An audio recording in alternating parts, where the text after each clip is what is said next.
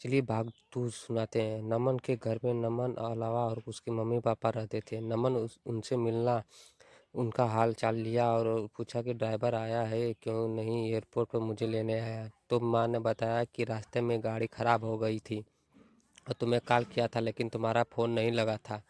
उसने घर पर कॉल कर ने बताया कि वह गाड़ी ठीक करवाने के लिए जा रहा है।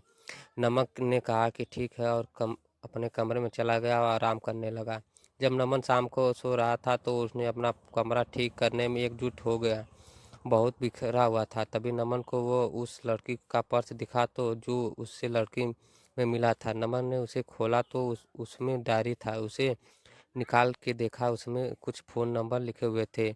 उसमें से एक नाम था नीतू। नमन ने उस नंबर पर कॉल किया और उनसे बोला कि मुझे एक पर्स मिला गाड़ी में जिसमें एक डायरी है, तुम्हारा नाम, एक पैन कार्ड और आधार कार्ड भी है। उसने पूछा कि आधार कार्ड पर नाम क्या है। नमन आधार कार्ड पर देखा और बोला अनीशा। तो सामने से वो लड़की बोली, हाँ ये मेरी दोस्त का पर्स है, वो मुझे बोली थी कि उसका पर्स कहीं खो गया है, मैं उसे बता देती हूँ और उसका नंबर भी दे देती हूँ, वो आपको कॉल कर लेगी। नमन ने कहा ठीक है। थोड़ी देर बाद एक फ़ोन से कॉल आता है। फ़ोन उठाते ही नमन सामने से एक लड़की बोलती है, मेरा पर्स आपके पास है।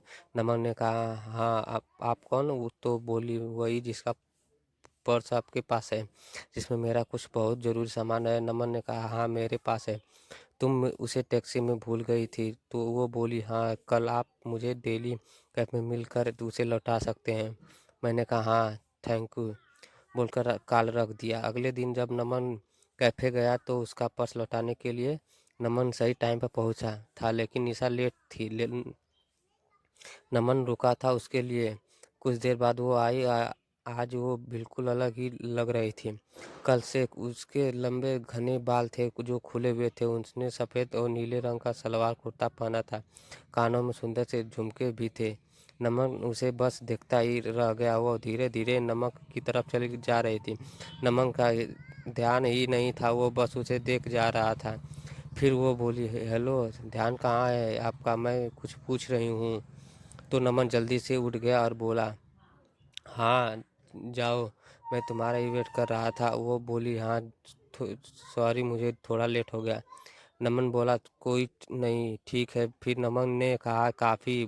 वो बोली, सारी अभी नहीं, मैं थोड़ी जल्दी से में हूँ, आप मेरा पर्स दे दो, मुझे जाना है। नमन ने कहा, हाथ दे दूंगा, थोड़ा बैठ के वो कुछ बात कर ली सकती। बोली, ज़रूर, लेकिन आज नहीं, फिर कभी।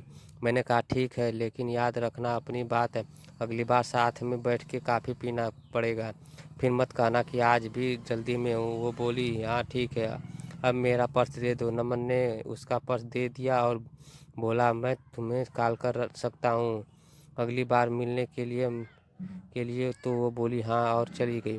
नमन देर देर वहाँ रुका और फिर ऑफिस चला गया। नमन पूरी रात अनीशा के बारे में सोचता ही रहा। नमन उसे भूल नहीं पा रहा था। नमन को उसकी एक बात हमेशा याद आ रही थी। यहीं पर सेकंड पार्ट समाप्त होता है और थर्ड पार्ट के लिए आप इंतज़ार करिए और मेरे चैनल को सब्सक्राइब करिए। अगला दिन अगला पार्ट आएगा। धन्यवाद।